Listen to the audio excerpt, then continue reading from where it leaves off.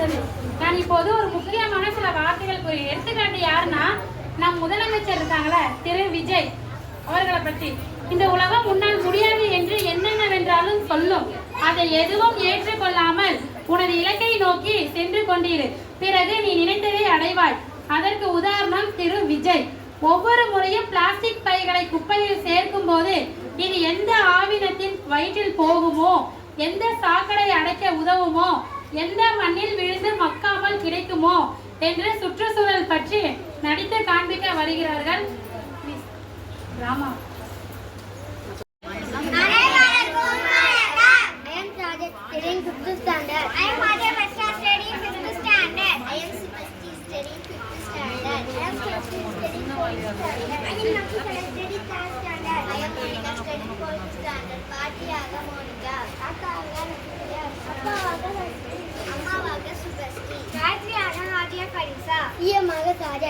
வணக்கம் தமிழ்நாட்டின் மக்களே, நான் தான் உங்கள் முதலமைச்சர் ஜோசப் விஜய் பேசுகிறேன். எல்லாரும் சொல்றாங்க உங்க வீட்டு குட்டி சொல்லிதான் என்னை முதலமைச்சர் ஆக்குனதா? இங்கே அந்த செல்லங்கள் என்ன சொல்கிறார்கள் என்று கேளுங்கள் மக்களே. அப்பா பழமாக போறீங்களா? இந்தாங்க மஞ்சள் பை, எடுத்துட்டு போய் வாங்கிட்டு வாங்க. இங்க பாரு, கடைக்காரர் பிளாஸ்டிக் பையில தான் தருவார், அதான் சுற்றுச்சூழல் மாசுபடும். அதனால தான் சொல்றேன் மஞ்சள் பையை எடுத்துட்டு போகணும்.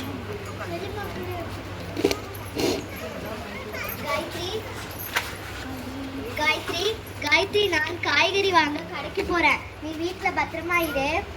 சரிம்மா. ஆமா, காய்கறி எதில் வாங்கிட்டு வருவீங்க? இது என்ன கேள்வி? காய்கறிக்காரரே பை தருவாரே, அதனால் ஃப்ரீயா போயிட்டு காய்கறி வாங்கிட்டு வருவேன், அவ்வளவுதான். ஐயோ அம்மா, காய்கறி சணல் பையில வாங்கிட்டு வாங்க.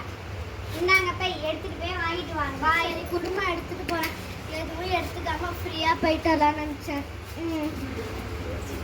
யாரு நமக்கு என்ன கிளாஸ் இருக்க பரத்தலே? காயத்ரி சொல்லுங்க தாத்தா.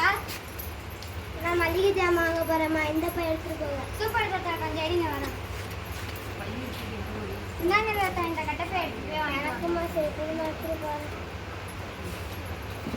பாட்டி நில்லுங்க, எங்க போறீங்க? பால் வாங்க போறேன். இருங்க பாட்டி, இந்தாங்க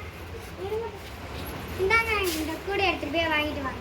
சரி, குடும்பம் எடுத்துட்டு போறேன். 90s கிட்ஸ், நீங்க ரொம்ப நல்லவன், நீங்களே சொல்லிக்கிறீங்க. எங்களை போன்ற அல்பா ஜெனரேஷன்களை வாழ விடுங்க. குழந்தை காயத்ரி சொல்வதை போல் ஒவ்வொரு வீட்டிலும் உள்ள குழந்தைகள் சுற்றுச்சூழலை பராமரித்து பிளாஸ்டிக்கை ஒழித்து இயற்கையை பாதுகாத்து நாட்டின் நலனை பேணி காக்க வேண்டும்.